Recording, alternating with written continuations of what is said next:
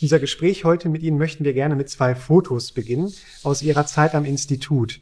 Könnten Sie uns sagen, was diese beiden Bilder zeigen, welche Erinnerungen diese beiden Fotos an Ihre Zeit am Institut wachrufen? Das obere Foto ist eine Aufnahme auf der Referentennachbesprechung im Althendese in Handschuhsheim. Dort wurde weiter diskutiert. Fragen, die unklar blieben, konnte man vertiefen bei einem Schoppen Wein. Und zu Anfangs begann diese Nachbesprechung im Althendese um 18 Uhr und ging bis in die Puppen. Ich bin dann später schon um 8 gegangen, weil ich ein kleines Kind zu Hause hatte. Und die Leute haben an Feierfreudigkeit und Durchhaltevermögen beim Feiern verloren. Also es hörte dann häufig etwas früher auf. Und ich glaube, dass jetzt gar nicht mehr so etabliert ist, dass man sich jeden Montag nach der Referentenbesprechung trifft zu Speis und Trank. Das heißt, die Referentenbesprechung und der Stammtisch sind quasi als eine Einheit zu denken, würden Sie sagen? Oder? Auf jeden Fall, weil man kommt ja nicht zwingend zu Wort. Und manche Sachen sind unklar geblieben. Und deshalb habe ich das als schöne Möglichkeit gefunden, Dinge nochmal aufzugreifen. Und das untere Foto ist zweifelsohne die Referentenbesprechung. Anscheinend 2 Frauen, sehr viele Männer, viele bekannte Gesichter. Die meisten sind jetzt, also etliche sind Professoren geworden oder im Auswärtigen Amt. Und es waren mehrere Direktoren da, mehrere Professoren, was die Meinungsvielfalt in der Referentenbesprechung gewährleistet hat. Es wurde heftig diskutiert dort. Und beide Bilder sind ja dann auch in der Anfangszeit, Ihrer Anfangszeit am Institut entstanden, wenn ich es richtig verstehe. Definitiv. Ja. Ich bin hier in einem Ringelpullover reingelaufen, weil ich aus den USA kam und dort die Verhältnisse anders waren. Im Institut war es schon recht herkömmlich, hierarchisch, anders eben. Als ich eines Morgens die 3 Direktoren ins Institut wandern sah, dachte ich, wie anders das alles ist im Vergleich zu USA, wo ich ja auch bei berühmten Menschen, wie zum Beispiel dem späteren IGH-Richter Thomas Bürgenthal studiert habe, wie anders und wie doch steifer es ist, mit Ausnahme Herr Döring. Der hatte zwar auch einen Anzug an, war aber keineswegs steif. Und was hat Sie, als Sie ins Institut kamen, das war 84, 85, was hat Sie eigentlich ins Institut geführt? Warum sind Sie hierher gekommen? Ich wollte schon früh promovieren auf jeden Fall und habilitieren. Und ich wollte mich nicht in die Abhängigkeit von einem einzigen Professor begeben, Gewaltenteilung. Und ich hatte gesehen, dass am Max-Planck-Institut 3 Direktoren sind. Und dann habe ich gedacht, das ist eine gute Lösung, wenn ich es schaffe, dort angenommen zu werden. Sehr interessant. Also das heißt, Sie kannten das Institut dann aus den USA schon? Oder wie sind Sie überhaupt darauf gekommen? Also war Ihnen das vorher schon ein Begriff in dem Sinne? Das Institut war mir schon bekannt von meinen Seminararbeiten als Studentin vor den USA. Und zwar aufgrund der ZAÖRV, deren Herausgeber Sie ja nunmehr sind, Schriftleiter. Dort hatte ich, glaube ich, unter anderem einen Aufsatz von Frau Dr. Oellers-Frahm gelesen. Auch Ulrich Bayerlin war mir irgendwie bekannt. Daher kannte ich das Institut. Ja. Und in den USA habe ich dann beschlossen, mich dort zu bewerben. Und in welcher Funktion haben Sie dann hier gearbeitet? Also was hat Sie dann, welche Ämter hatten Sie inne quasi? Ich kam aus den USA mit einer angefangenen Doktorarbeit. Die wollte ich als erstes fertig schreiben. Und ich hatte nur das erste Staatsexamen. Ich musste also das zweite Staatsexamen noch machen, obwohl ich sicherlich Professorin werden wollte. Aber Herr Döring meinte, man sollte trotzdem das zweite Examen machen. Man kann ja auch nicht davon ausgehen, dass man einen Lehrstuhl bekommt. Und deshalb habe ich zunächst eine schöne Stelle gehabt, als Assistentin nannte sich das. Das war 2/3 einer Stelle eines Referenten. Referentenstellen bekamen nur Leute mit 2 Examina. Da habe ich meine Doktorarbeit vielleicht ein paar Monate noch weiter bearbeitet und dann war ich begleitend zum Referendardienst zunächst am Institut und dann für 3 Jahre ungefähr Referendardienst plus ein paar Monate Dissertation und anschließend habilitationsbegleitend. 3 Jahre auch nochmal. Sie hatten ja vorhin schon angefangen, so ein bisschen zu beschreiben, was für ein Kontrast das war, als Sie aus den USA kamen. Wie war denn damals die Atmosphäre und das Leben am Institut? Das Leben am Institut war für mich ideal, weil man forschen konnte.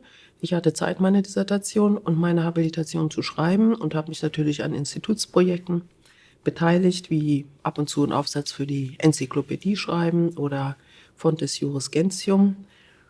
Es bestand reger wissenschaftlicher Austausch. Es waren sehr wenig Frauen da.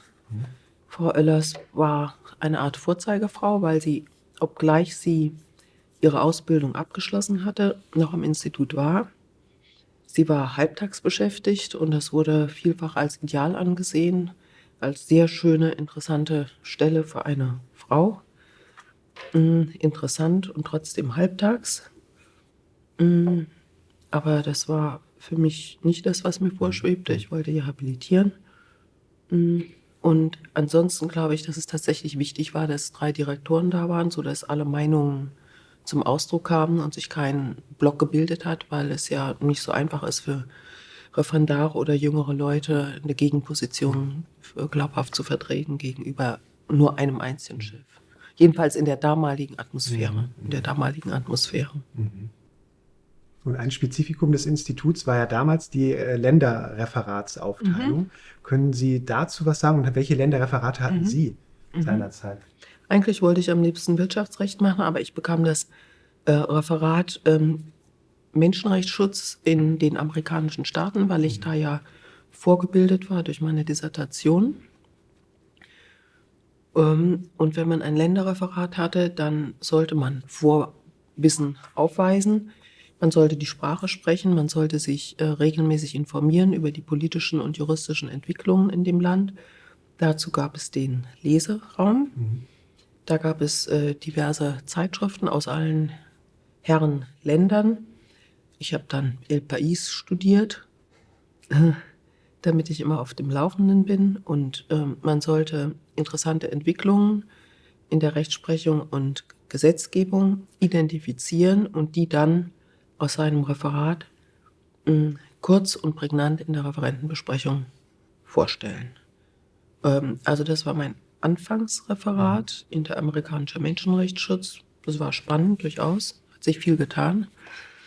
Und später bekam ich auch mal Recht der Europäischen Gemeinschaften, wie es damals hieß, oder Vereinigte Staaten oder deutsches Verfassungsrecht. Und vielleicht sozusagen einmal anknüpfend, wie kam es denn eigentlich dazu, dass Sie auch dann mit dem interamerikanischen Menschenrechtshof mit der Dissertation beschäftigt waren? Weil Sie auch gerade gesagt haben, eigentlich hat Sie das Wirtschaftsrecht sehr, sehr interessiert. Aber das hat Sie ja so eigentlich ja auch in beiden Qualifikationsarbeiten ja doch eher mit den Menschen- und Grundrechten befasst. Die Doktorarbeit kam so zustande, ich habe in Bonn studiert und wollte gerne erneut ins Ausland. Ich war ja schon in Genf gewesen, ich wollte erneut ins Ausland. Dazu braucht man ein Stipendium für die hohen amerikanischen Tuitions, Studiengebühren. Und beim DAAD musste man ein Forschungsprojekt vorstellen. Und da habe ich konsultiert den damaligen Völkerrechtler in Bonn, das war Karl-Josef Bartsch neben Christian Domeschat. Und er schlug ihm vor, ich sollte doch an die American University gehen, wo Thomas Birgenthal Dekan war und über das interamerikanische System promovieren. Das hat mir gefallen und zugesagt. Dann habe ich eben diesen Forschungsvorschlag dem DAAD unterbreitet, habe ein Stipendium bekommen, genau dorthin, wo ich wollte. Und so hatte ich die Doktorarbeit angefangen und hier eben fertig geschrieben. Eigentlich ein bisschen zufällig, war aber sehr interessant und anregend. Allerdings nicht so richtig analytisch ein System zu beschreiben, aber trotzdem sehr interessant, mit vielen kleinen Rechtsproblemen drin. Dann sozusagen wieder zurück zu diesen Länderreferaten. Also Sie haben ja eben auch beschrieben, wie das so war. Fanden Sie das hilfreich, auch im Nachhinein? Also hat Ihnen das etwas auch für das Nachhinein mitgegeben? Auf jeden Fall. Ich finde es unwahrscheinlich wichtig. Und so etwas kann ja nur ein Max-Planck-Institut leisten, dass man Spezialisten für verschiedene Länder und Rechtskulturen hat, weil ein einzelner Lehrstuhl ja nicht Personen vereinigen kann, die Chinesisch, Japanisch und Russisch sprechen und die sich in den Rechtskulturen auskennen. Man mag die Texte heute im Internet finden, aber was mache ich mit dem japanischen Text? Kann ich mir übersetzen, aber ich kenne ja den Kontext nicht.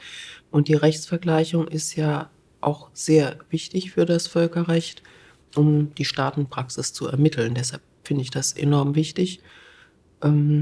Ich versuche ja auch weiter zu forschen nebenbei, etwa im internationalen Steuerrecht. Aber es ist unendlich mühselig, mit den Kollegen, immer Kollegen aus anderen Ländern zu identifizieren, mit denen man so schön zusammenarbeiten kann, wie das hier praktisch einem serviert wurde. Ja. Und wie wurden diese Referate besetzt? Also wurden dann gezielt Leute gesucht, die dann Japanisch oder Chinesisch oder Russisch gesprochen haben? Oder wurde man dann da einfach hineingeworfen? Oder hatte man ein Mitspracherecht bei der Besetzung? Also wenn man so als junge Referendarin aus USA zurückkam, hatte man nicht groß die Auswahl. Also, wenn ich allerdings Japanisch gesprochen hätte, denke ich schon, dass ich da eingesetzt worden wäre. Es ging halt nach Fähigkeiten und ich nehme an, also als ich da war, gab es den Herrn Robert Häuser, der konnte Chinesisch, möglicherweise auch Japanisch. Theo Schweißfurt und auch Matthias Hartwig konnten Russisch.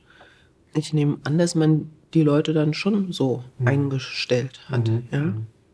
Um Zugang zu diesen Rechtssystemen zu haben. Wie lange hat man ein Referat im Schnitt dann behalten? Ich denke, der chinesische Experte hat es immer behalten, weil da gab es nicht sehr viele Konkurrenz. Und außerdem ist es halt sein Gebiet. Man muss das ja auch dann am Leben erhalten, die chinesische Sprache. Sowas wie EU-Recht oder deutsches oder amerikanisches Verfassungsrecht ist sehr leicht zugänglich. Das kann man dann häufiger mal wechseln, alle 2, 3 Jahre. Und es kann sein, dass ich auch mal gesagt habe, ich möchte mal was anderes machen und dass es dann dazu geführt hat, dass ich was anderes gemacht habe. Das heißt, Sie haben quasi auch eine Art Generalistenausbildung am Institut dann durchlaufen, dadurch, dass Sie verschiedene Themengebiete dann behandelt haben? Ja, durchaus kann man so sagen, ja. Und wie würden Sie das Verhältnis aus... Wobei ich muss sagen, das USA-Referat habe ich wahrscheinlich bekommen, nachdem ich in Harvard war. Insofern war da wieder das Prinzip, dass man schaut, wo haben die Leute ein bisschen Vorkenntnis. Und also Sie sprachen ja vorhin davon, also einerseits haben Sie geforscht, andererseits hatten Sie Institutsaufgaben, Sie hatten das Länderreferat. Wie würden Sie die Ausbildung, wenn Sie die als ganzheitliche jetzt sehen, beschreiben, auch vor allem im Verhältnis zwischen Theorie und Praxis, zwischen Forschung und Erlernung praktischer Fähigkeiten? Na gut, praktische Fähigkeiten wurden, wenn man so will, geschult, wenn man Gutachten gemacht hat. Es gab ab und zu Gutachtenaufträge für öffentliche Stellen, wie etwa Gerichte, das Bundesverfassungsgericht, den IGH. Ich glaube, ich habe einem IGH-Richter mal zugearbeitet in Bezug auf den Fall die Streitigkeit zwischen Nicaragua und den USA. Und dann gab es den Gutachtenauftrag vom Amnesty International betreffend die Zulässigkeit von Amnestien bei Verbrechen gegen die Menschlichkeit. Und es gab auch mal so IPR-artige Fälle, die ich bearbeitet habe. Ich sehe da gar keinen Widerspruch zur Forschung, genau wie ich bei meinem jetzigen Beruf Generalanwältin im EuGH auch keinen Widerspruch zur Forschung sehe, weil man ja die Fälle frei löst. Es gibt ja niemand, der sagt, du musst jetzt eine Partei vertreten. Ja. Im Gegenteil, das Leben stellt ja auch sehr interessante Forschungsfragen, mitunter interessantere, als man sie sich ausdenkt. Und wenn Sie jetzt sozusagen zurückblicken, und Sie haben schon ein paar Dinge erwähnt davon, aber gab es irgendetwas Spezifisches für dieses Heidelberger Institut an der Art, wie diskutiert wurde oder wie gedacht wurde, irgendetwas, was man... Ich habe ja nicht so wahnsinnig viel Vergleichsspielräume, weil es eben nur das Institut als Ansammlung von so vielen Forschern gibt. Das gibt's ja, hatte ich ja sonst nicht. In den USA habe ich auch mit den Professoren zusammengearbeitet, aber war nicht unter 30 Forschern. Deshalb gibt's keine Vergleichsbasis. Aber ich habe es insgesamt als wirklich sehr angenehm empfunden, wobei ich wieder wiederholen kann, dass wahrscheinlich Herr Döring und die Vielfalt der Forscher eine Rolle gespielt hatten, dass auch wirklich alle Meinungen zum Ausdruck kamen. Und trotz der hierarchischen Atmosphäre an deutschen Unis damals doch richtig gut diskutiert wurde. Also Herr Döring hat ja immer gesagt, das Institut sei hierarchiefrei. Dank ihm vielleicht. Also die Diskussion, denke ich. Dank ihm, weil er dann einfach mal eine andere Meinung vertreten hat. Ja.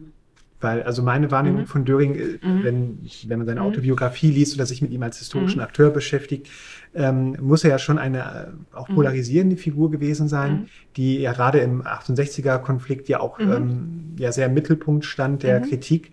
Und mir fällt es dann immer so ein bisschen schwer, sich vorzustellen, dass dieses Institut hierarchiefrei gewesen sein soll. Da wäre die Frage, was man darunter verstehen muss oder ob das nicht aus seiner spezifischen Sicht, also ein Institut, das eigentlich sehr homogen besetzt ist, wo Leute mit ähnlichen Ausbildungswegen, mit ähnlichen Denkweisen da sind, dass man quasi eine Hierarchie nicht ausspielen muss, sie nicht einfordern muss, weil sie eigentlich implizit akzeptiert und da ist und er sie dann deswegen als hierarchiefrei empfunden haben könnte? Oder würden Sie eher sagen, das ist die spezifische Art der Diskussion? Ich meine, dass hier Leute mit ähnlichen Ausbildungen sind, liegt doch auf der Hand. Wenn man ein Völkerrechtsinstitut hat, kann man nicht ohne weiteres Psychologen reintun. Und ich habe mich jetzt selber auch nicht als so homogen empfunden. Schauen Sie sich doch nur den Ringelpullover an hier. Und in den USA war es ja auch anders.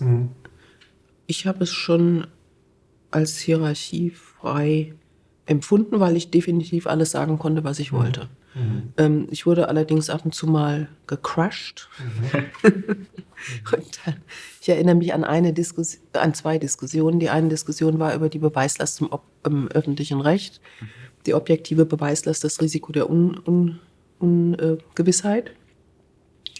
Da wurde von einem Direktor die Auffassung vertreten, das wird es überhaupt nicht geben. Ich sollte nicht über was habilitieren, was es nicht gibt. Das wurde so laut ins Telefon gebrüllt. Das ist der Döring, der im selben Zimmer saß, aber eben auf dem Stuhl, jetzt nicht unmittelbar neben mir, sondern ein bisschen, der hat es dann mitbekommen. Und der war dann beeindruckt, dass ich mich da nicht aufrege über diese lautstarke Zusammenstauchung. Aber die Sicherheit konnte ich wahrscheinlich auch nur haben, weil ich wusste, es gibt Herrn Döring, es gibt Herrn Bürgenthal, ich bin hier nicht alleine. Und deshalb zeigt sich die Weisheit dieses Gewaltenteilungsansatzes. Und dank dessen habe ich mich überhaupt nicht unterdrückt gefühlt. Ja. Und deshalb war es auch hierarchiefrei. Und wenn Herr Döring in den 68er Jahren nicht die Meinung der 68er hat, dann zeigt das doch gerade die Meinungsvielfalt, oder? Wenn er jetzt so wie die 68er gedacht hätte, dann wäre es da wieder ein Einheitsbrei. Er hat halt immer andere Auffassungen. Ist halt auch nicht so zeitgeistig gewesen. Und das muss man natürlich schätzen, weil wenn man im Zeitgeist ist, denkt man immer, die anderen sind irgendwie komisch oder nicht richtig. Aber das ist ja die wirkliche Meinungsfreiheit, dass man eine andere Meinung einfach hat. Ja. Und die andere Auffassung war über den Gleichheitssatz. Die andere Diskussion, da hatte ich auch wieder mal eine andere Auffassung vertreten und wurde auch wieder so zurechtgerufen. So. Und dann hatte ich tatsächlich mit dem Verfassungsrichter Herrn Steinberger auf dem Fakultätsausflug oder bei anderer Gelegenheit darüber diskutiert. Und dann wurde mir gesagt, um mit solchen Persönlichkeiten zu sprechen, müsste man erstmal sehr viel lesen. Aber das hat mich halt nicht irritiert. Ja? Das sind Versuche der Hierarchisierung, aber es hat halt nicht geklappt. Ja. Weil es eben mehrere Leute am Institut gab. Wir sprachen ja vorhin schon kurz von der Referentenbesprechung und vom Stammtisch. Wie würden Sie so die Diskussionskultur, die haben Sie ja schon angesprochen, als sehr, sehr belebt. Wie muss man sich so eine Referentenbesprechung zu Ihrer Zeit eigentlich vorstellen? Sie hat sich jetzt schon sehr verwandelt, glaube ich, im Laufe der Zeit. Jetzt heißt sie ja Montagsrunde und ist, glaube ich, ein doch sehr anderes Setting. Wie war das zu Ihrer Zeit? Wie hat man diskutiert? Wie hat man vorgestellt? Man musste kurz und prägnant die Sachen auf den Punkt bringen, nicht rumlabern. Denn wenn man zu lang war, hat Herr Vohwein immer auf seinen Siegelring geklopft. Und ich muss sagen, mir gefällt das. Mich macht es selber nervös, wenn Leute zu lang reden und nicht auf den Punkt kommen. Deshalb habe ich das gerade richtig und gut gefunden. Und mir hat es auch Spaß gemacht, die Sachen möglichst einfach, klar und kurz zu präsentieren. Dass sie nicht langweilig sind und man sofort weiß, worum es geht. Es kam mir ganz außerordentlich zu Pass. Und dann wurde diskutiert. Und ich denke schon, dass es da, sagen wir mal, hier zwar schon hierarchische Elemente gab, in dem Personen, die irgendwie traditioneller waren, ein Gesetz der Herr, was der gesagt hat, auch wenn es ein bisschen unklar war, wurde eher mal im Zweifel als wissenschaftlich betrachtet, auch wenn man es nicht so richtig verstehen konnte. Und wenn jetzt eine junge Dame irgendwas sagt, dann war es, ja, da musste man erstmal überlegen, ob das überhaupt Hand und Fuß hat. Und eine meiner Kolleginnen sagte, wenn eine Frau was sagt, dann muss sich einer der Direktoren erst von einem Mann bestätigen lassen, dass es Hand und Fuß hat. Ja, das war das eine. Aber ich konnte ja dann immer mit anderen Leuten reden. Ja. Einmal habe ich sogar meinen Professor Birgenthal angerufen und habe gesagt, also angeblich ist das eine falsche Argumentation, was meinst du dazu? Da konnte ich am nächsten Tag sagen, ein Mann, und zwar ein berühmter, ist auch meiner Meinung. Wenn Sie sozusagen versuchen, das sozusagen zusammenzufassen von den Referentenbesprechungen, von dem anderen, was ist das, was Sie am meisten mitgenommen haben, auch in die spätere Tätigkeit vom Institut, von seiner Arbeitsweise, Also ich finde diese Arbeitsweise mit der Rechtsvergleichung einfach solide Arbeit, solide empirische Arbeit finde ich sehr wichtig und das fand ich einzigartig, dass das dort geleistet wurde. Zum einen und was ich mitgenommen habe, ist halt, dass man sich nicht entmutigen lassen will. Wenn einer meint, die Auffassung ist falsch, diskutiert man halt mit dem Nächsten. Man muss auch nicht immer sofort Recht bekommen. Man kann ja auch ein bisschen abwarten und dann können die anderen nachdenken und dann sieht man, dass es vielleicht auch richtig ist. Ja? Also so eine Art Stehaufmännchen oder vielleicht auch gar nicht erst sich niederlegen. Und was ich natürlich nochmal aus historischer Sicht sehr interessant finde, Sie waren jetzt ja im vordigitalen Zeitalter, vor allem am Institut. Und wie hat sich die Forschungsarbeit in dieser Zeit verändert? Also gerade auch im Zusammenspiel mit dem technischen Dienst, mit der Bibliothek. Das war ja, wenn man das alte Gebäude sich anguckt, das ist ja sehr viel kleiner als dieses Gebäude. Man ist sehr viel räumlich, ja, ist man näher aneinander. Wie muss man sich diese Arbeit, die Forschungspraxis damals vorstellen? Man musste halt in die Bibliothek gehen. Das war das A und O. Wenn ich Aufsätze oder Habil oder Doktorarbeit geschrieben habe, habe ich immer Bücher hochgeschleppt in mein Zimmer. Und es gab sogar so ein Wägelchen, auf das ich dann die Bücher gestellt habe und die Fotokopien und die Aktenordner. Und wenn ein Kapitel fertig war, war es immer befreiend, diese ganzen Bücher wieder runterzufahren. Ja? Und ich war dann tatsächlich immer 6 Tage die Woche, jeweils 10 Stunden am Institut. Anders ging es irgendwie nicht. Und das hat sich heute sehr erleichtert. Ich kann mich kaum von meinen elektronischen Freunden trennen. Ich habe ständig, da hinten steht meine Tasche mit iPad und diversen elektronischen Freunden. Ich kann ja heutzutage forschen, eigentlich wo und wann ich will. Das ist eine große Erleichterung. Und das technische Personal war sehr hilfreich, sehr nett und freundlich und hat uns bei den Dokumenten, man konnte ja UNO-Dokumente beispielsweise nicht einfach nachschauen, sondern die mussten geholt werden. Da haben sie uns geholfen. Es gab eine Dame, die war für UNO-Dokumente zuständig. Andere haben geschrieben. Es war für mich natürlich wunderbar, dass ich meine Dissertation und Habilitation getippt bekam. Ja. Das heißt, Sie haben diktiert quasi? Oder? Ich habe meist mit der Hand geschrieben. Ach so, mit der Hand geschrieben. Dadurch hat man vielleicht auch nicht so viel geschrieben wie damals, wie heutzutage, und nicht so viele leere Sätze. Ja, und das wurde dann abgeschrieben. Und diktiert habe ich auch manchmal, insbesondere die Protokolle der Referentenbesprechung. Welche, vielleicht, das ist ein kleiner Rückblick, welche Rolle hatten denn diese Protokolle? Wurde da nochmal hineingeschaut später oder wurde das nur gemacht und dann abgelegt? Das weiß ich ehrlich gesagt nicht, ob man da reingeschaut hat. Vielleicht ist es nützlich, wenn einer was berichten möchte und man weiß nicht, ob das schon mal berichtet wurde oder was der Stand ist in einem bestimmten Konflikt, ob es da Vorberichte dazu gab. Und ich stelle mir auch vor, dass es jetzt interessant ist, diese Protokolle zu lesen.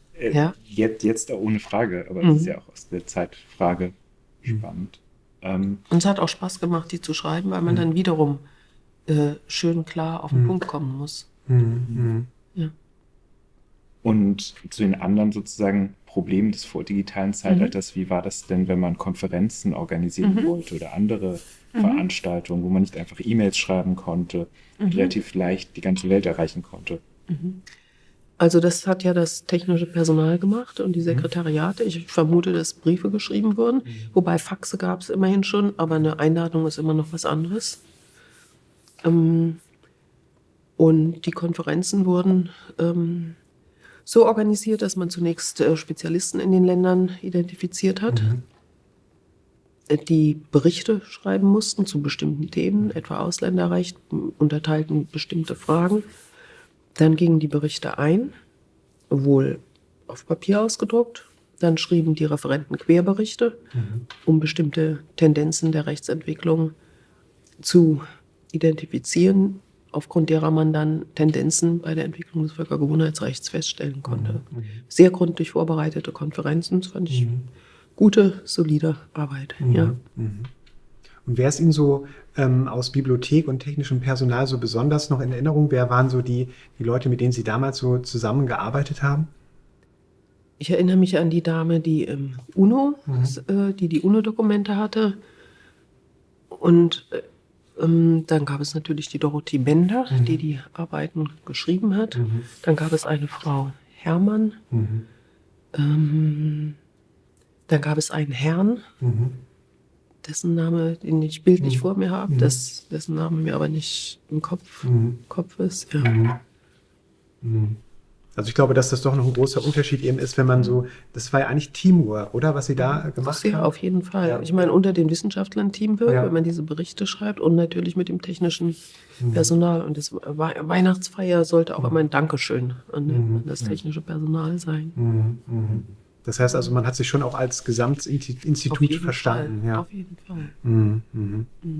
Ja, Herr Döring scheint ja ohnehin eine sehr prägende und auch in gewisser Weise ungewöhnliche Gestalt gewesen zu sein, dadurch, dass er ja, ich kenne ihn jetzt vor allem natürlich durch seine Autobiografie, die ja doch sehr frei von der Leber weggeschrieben ist, könnte man sagen. Und auch dieses Tondokument, was mir Frau Wallenwein gegeben hat, wo man Döring nochmal hört und auch in den Dingen, die ich so an Korrespondenzen gefunden habe, scheint er ja in gewisser Weise, das meinten Sie ja auch vorhin mit hierarchiefrei, ja etwas, wie soll man sagen, will nicht sagen gegen das Establishment, aber doch irgendwie ungewöhnlich gewesen zu sein, Ja. oder im Umgang? Absolut frei, glaube ich. Irgendwie frei. Ich hatte auch nie Sorge, dass er ist innerlich unabhängig. Und von solchen Leuten gibt es gar nicht so viele. Die meisten passen sich immer irgendwie an. Ja, sehr Er war ja auch, also sein Vater war von den Nazis, von den DDR, von den Kommunisten, also von 3 verschiedenen Gruppen verfolgt, weil er eben so unabhängig war letztlich. Und was ja, glaube ich, auch für die damalige Zeit eben ungewöhnlich war, ist, dass er sie ja auch so als Frau gefördert hat, oder? Das Auf hat jeden ihm doch sehr Fall. viel Das Kritik war eingebracht. Sehr viel Kritik eingebracht. Was ja heute Er wurde regelrecht verspottet, aber zum Glück hat er eben das Rückgrat, dass ihm sowas nichts ausmacht. Oder jedenfalls nicht viel, dass ihm das, ja. Er wurde am Fakultätsausflug verspottet von Herrn Ottmar Jauernick, der dann eine launige Rede hielt über Frauenbeauftragte, die damals modern und eingeführt wurden. Sowas brauche man an der Fakultät nicht, weil man habe ja Herrn Döring, der mich habilitiert. Ja.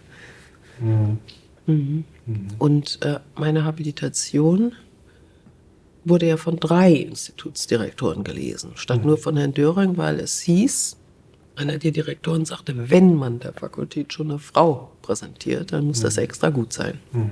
Ja, das hat mich dann ein halbes Jahr gekostet, bis die gelesen wurde, ohne jetzt, dass da groß was angemerkt worden wäre. Das heißt, Sie waren dann die erste Frau, die hier habilitiert hat am Institut? Auf jeden Fall. Und möglicherweise auch an der Uni Heidelberg, wobei es da die Frau Ingeborg Puppe gibt, die, glaube ich, bei Lackler habilitiert hat. Ich war vielleicht, besser. Aber vielleicht, sozusagen, bevor wir noch zu den Themen überschreiten, wie war denn so das Verhältnis zur juristischen Fakultät? Die ja heute relativ weit weg auf der anderen Neckarseite ist und auch ja damals manchmal relativ weit weg war, wenn man so manchen Geschichten trauen darf. Das war, würde ich mal sagen, sehr gut, weil Herr Döring ja einen Lehrstuhl an der Fakultät hatte und der kam, glaube ich, immer morgens ging er zur Fakultät jeden Tag und nachmittags war er im Institut, Tag für Tag. Und er war ja auch Dekan. Er war Dekan im Jubiläumsjahr, das war 86.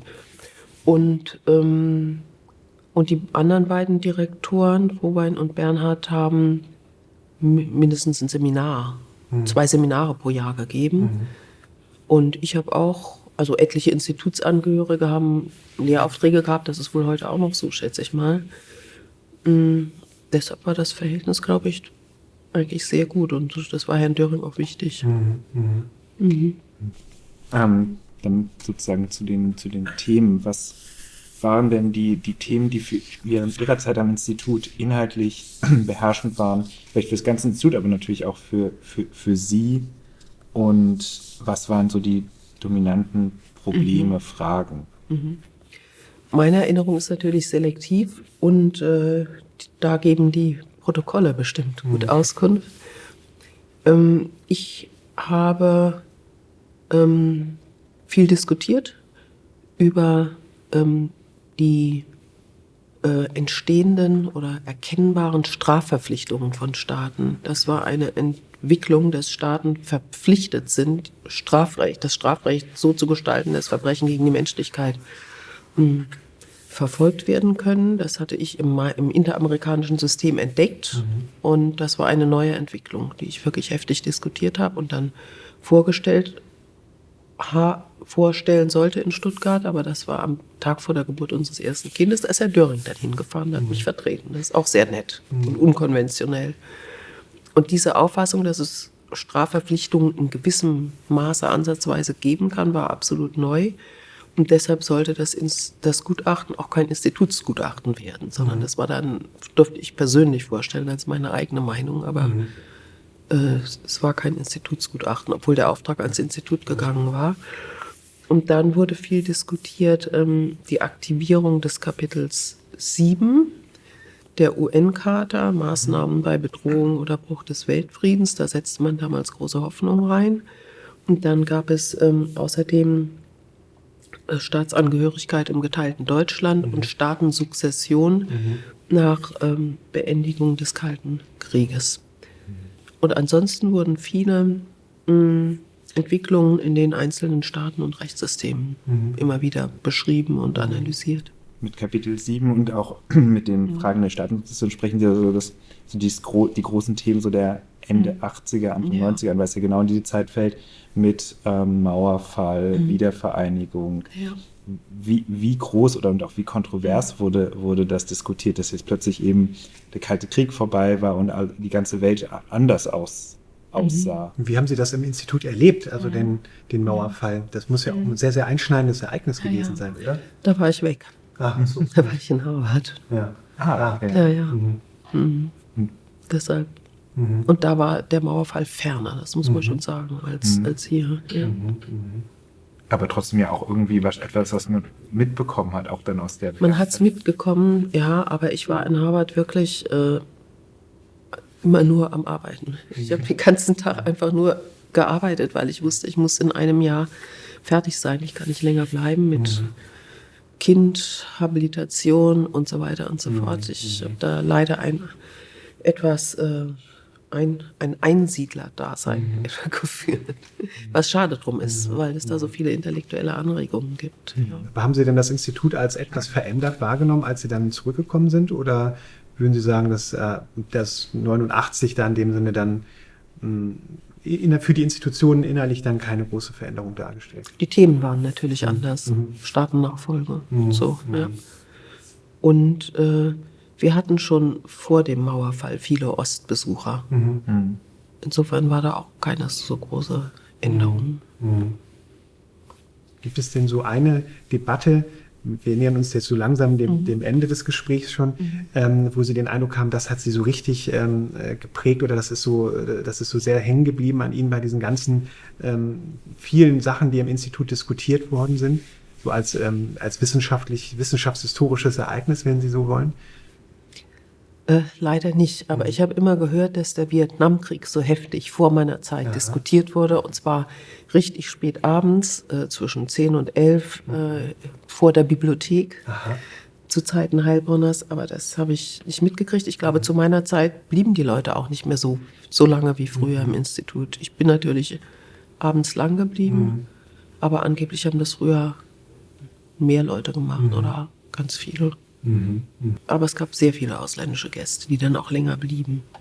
Aus der damaligen Sowjetunion, aus Ungarn, aus Polen, von überall, aus der Ukraine, aus Weißrussland, Aber auch schon vor 89? auch vor 89, Ja. auch vor 89. Es gab, wir dachten dann immer, dass manche vielleicht vom Geheimdienst sind, weil sie sonst nicht raus dürfen. Ja. Ich erinnere mich gut zum Beispiel an den russischen Forscher Gennady Danilenko, der auf merkwürdige Weise dann bei einem zu Tode kam. Ich erinnere mich an einen, der aus Ungarn kam und in der Referentenbesprechung mehrfach sagte, ein Gespenst geht um in Ungarn, es ist das Gespenst der Demokratie.